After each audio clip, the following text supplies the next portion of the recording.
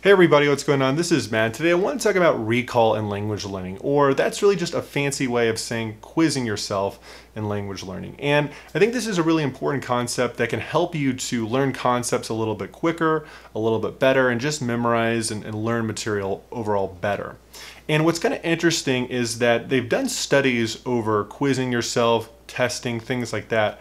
And they found that when students are tested more often or quizzed more often, they tend to do better than students that aren't tested as much, right? So they have higher scores and they tend to know the material a lot better.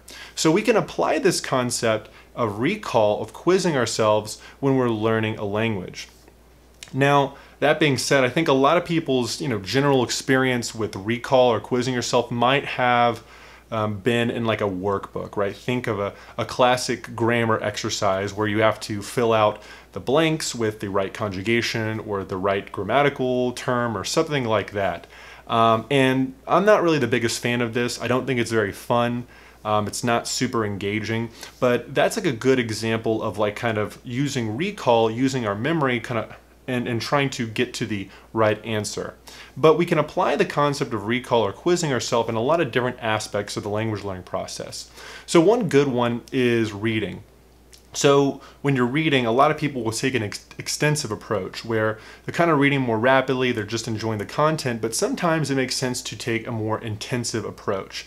And in that intensive approach, we can kind of quiz ourselves on the material that we're reading. So on a very micro level, we might look at words that we don't know, and before we look them up on Google Translate or something like that, it might be worthwhile to try to guess the meaning of that word. Or maybe we have some idea, we're not sure about the definition, it might be this, but we're not 100% positive. Before you look it up, try to guess it, and ideally try to write it or say it physically out loud and then look it up, because that recall function actually helps you to internalize that concept a little bit better once you kind of look up that meaning and things like that. We can even take that a step further by doing that with sentences. So we can read a sentence and try to say, okay, what was the meaning of this sentence, right? Like, how would I translate it into English or whatever my native language is?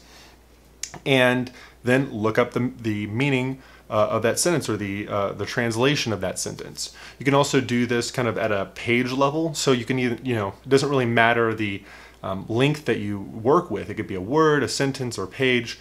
Just read the entire page and then try to express what that page was about. What was the meaning of that page? You can even do this with things like news articles. And this can be very helpful to just work on that recall function while reading at the same time. And it can be pretty big, honestly. You can also apply recall in things like vocabulary acquisition, and a lot of the SRS flashcard systems work very effectively because they are actually just using recall as a primary element of the SRS system, right? So when you think of those systems, they're ever so often asking you, hey, what is the meaning of this, right? Give me the answer in a fill-in-the-blank format or in a multiple choice format. And that's why a lot of times these SRS systems, are so effective. But let's say you're not using an SRS system, you have a list of words that you're learning, before you review those words, try to guess the meaning of those words. And ideally, like I said, say them out loud, write them out, and then look up the meaning of those words.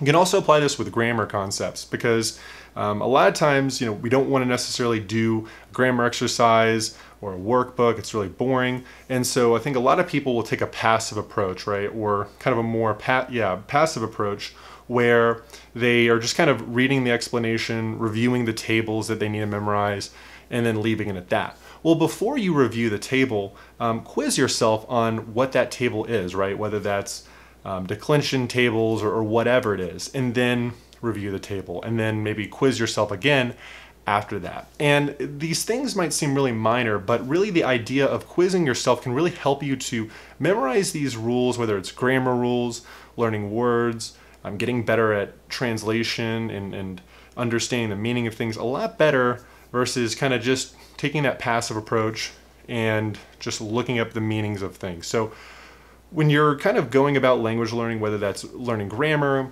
reading, or whatever it is, try using recall or quizzing yourself to kind of get that kind of element into your language learning process to learn the material a lot better. So that's what I had to say. Let me know what you think, and I'll see you in the next video. Take care.